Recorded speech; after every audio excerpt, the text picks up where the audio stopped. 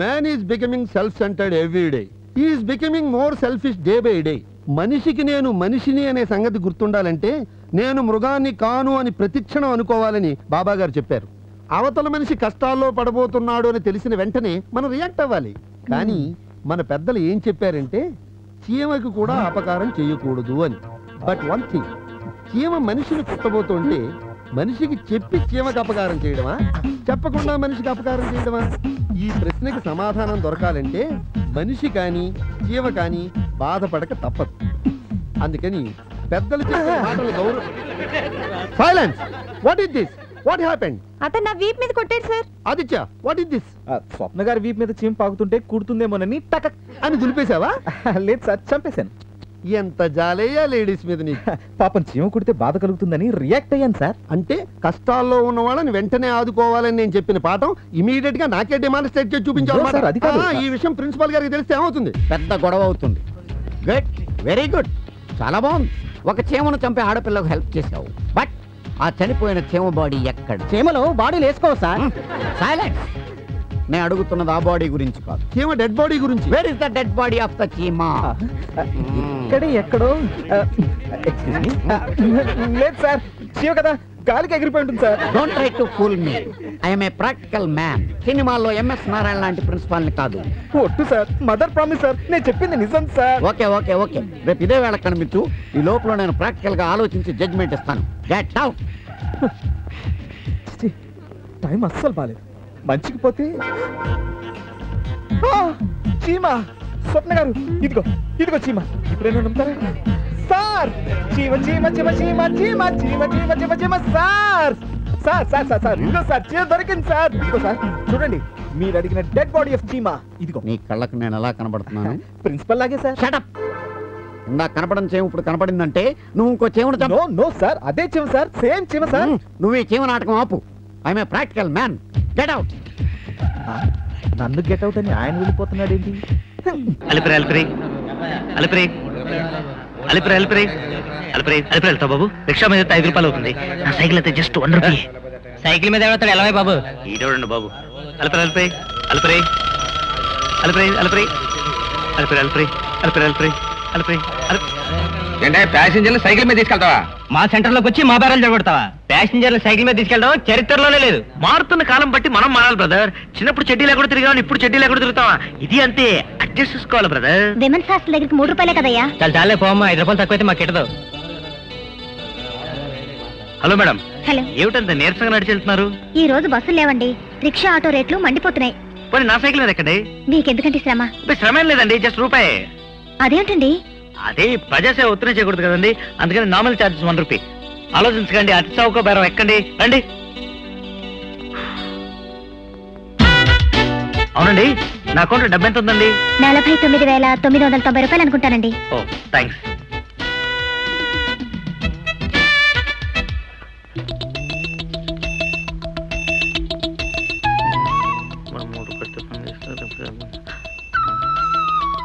ఒక నిమిషం దిగండి, సైకిల్ పట్టుకోండి.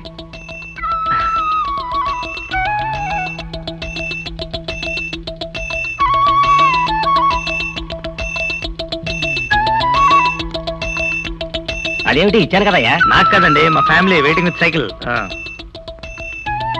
ఏడ్చినట్టుంది, తీసుకెళ్ళు. ఇది తీసుకోండి. ప్రసాదం అండి.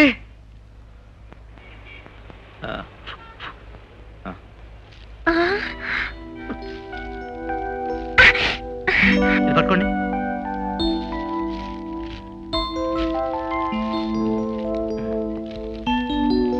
ఇది కూడా పట్టుకోండి, తప్పండి. ఎక్కండి ఎక్కండి. పులిహోర కోసం అలా ఎక్కబడ్డారేంటండి? తప్పదండి, అదే నా ఎయిమ్.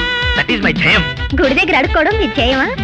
అది కాదండి, పైసా పైసా కూడబెట్టి ఓ ఇంటి వాడిని అవ్వాలనేది నా జీవిత జయం.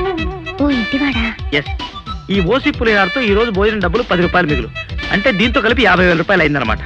ఇంకా 1,50,000 రూపాయలు ఎప్పుడు సంపాదిస్తానో, ఎప్పుడో ఇంటి వాడిని అవుతానో అంతా పులిహార దేవుడికే తెలియాలి. అయినా మగవాడంత పిసినారుగా ఉండకూడదండి. ఆహా, అయితే మీరు మాత్రం ఏంటండి 5 రూపాయలు రిక్షా ఎక్కకుండా రూపాయి సైకిల్ ఎక్కారు? పర్లేదు చెప్పండి. మీలాగే పైసా పైసా కూడబెట్టి ఓ ఇంటిదాన్ని కావాలనుకుంటున్నాను. దిగండి. Second same position same situation. మన ఇద్దరు ఎలా కలిసిపోయామండి పాలు నీళ్ళలాగా. పాలు నీళ్ళ? Yes. అది భార్యాభర్తలకు వాడాల్సిన ఉపమానం అండి. ఓ సారీ పదండి. వద్దండి, నా స్టేషన్ వచ్చింది. ఏమన్నాగండి, ఈ 100 పైసలు మీ స్వహస్తాలతో రేపు నా బ్యాంక్ అకౌంట్ లో మీరే వేసేయండి. ఏమన్నా పొట్లండి. థ్యాంక్స్.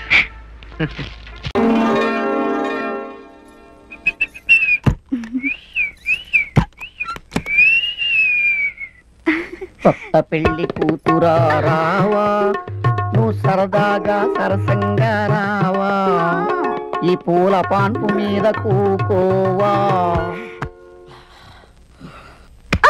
అదే పట్టు.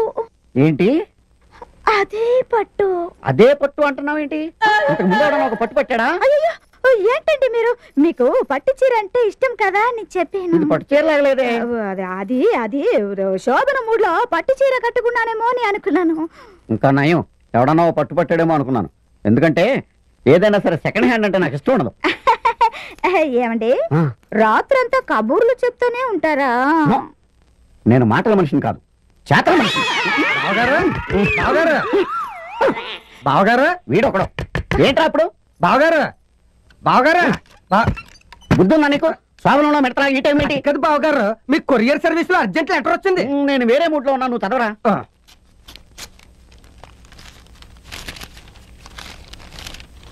డియర్ డియరా ఇందులో ఉంది, నీతో నాకు పెళ్ళయింది, నీ వల్ల నాకు 4 పిల్లలు పుట్టారు.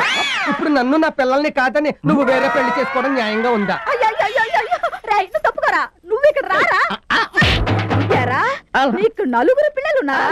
అయ్యయ్యో, బ్రహ్మచారి నన్ను అబద్ధం చెప్పి నన్ను పెళ్లి చేసుకుంటావా?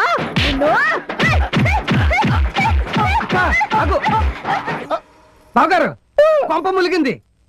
ఇది మీకు వచ్చిన లెటర్ కాదు, పక్కింటోడికి వచ్చిన లెటర్. నువ్వు తప్పవే. ఏరా మరి నాకు వచ్చిందని చదివేంటారా నువ్వా?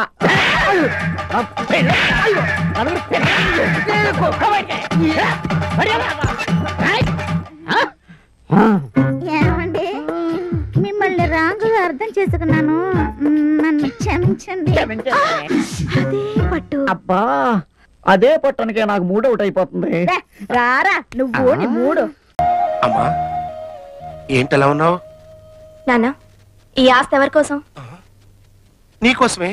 ఈ మేడలు మిద్దలు ఎవరి కోసం? నీకోసమే. ఇవన్నీ నాకెందుకు? అది ఏంటమ్మా పిచ్చి ప్రశ్న? నువ్వు సుఖంగా ఉంటావని.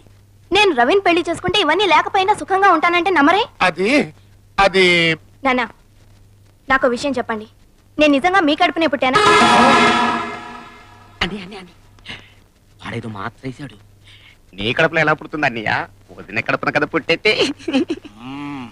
కరెక్ట్ కరెక్ట్, నా కడుపున పడుతుంది. అది నిజమే అమ్మా, నువ్వు నా కడుపున పట్టలేదు. ఆ విషయం బావగారు చెప్పారు. ఏం చెప్పాడు? నువ్వు నా కన్న తండ్రివి కాదని. నేను నీ కడుపున పుట్టలేదని నువ్వే ఒప్పుకున్నావు కదా. అసలు దీనికంతటి కారణం నువ్వు. నా కడుపున పుట్టలేదని నాతోనే కమిట్ చేయించేస్తావుట్రా నిన్ను. నేను సొంత నౌకన్నా పెంపుడు నౌకన్నా? తమరికి డౌట్ వచ్చిందా నిన్ను? అమ్మో, వారిని ఎడా పెడా వాయించేస్తున్నారు కదంట్రా. అసలే ఆ విజయ్ గారు అర్థం కాని స్కూల్లో ఎదురు వచ్చేస్తున్నాడు. నువ్వు స్కూల్ మూసేయ్, స్కూల్ మూసేయ్. నువ్వు నోరు మూసేయ్. మరతే విజయ్కి టఫ్ ఫైటింగ్ ఇవ్వాలంటే నీ స్కూల్ పనిచేయదు. మరైతే ఇప్పుడు ఏంట్రా దారి? విజయ్ ఆటలు కట్టించాలంటే గురువుల సలహాలు తీసుకోవాల్సిందే. గురువులా? వాళ్ళెవరు? రా చెప్తా.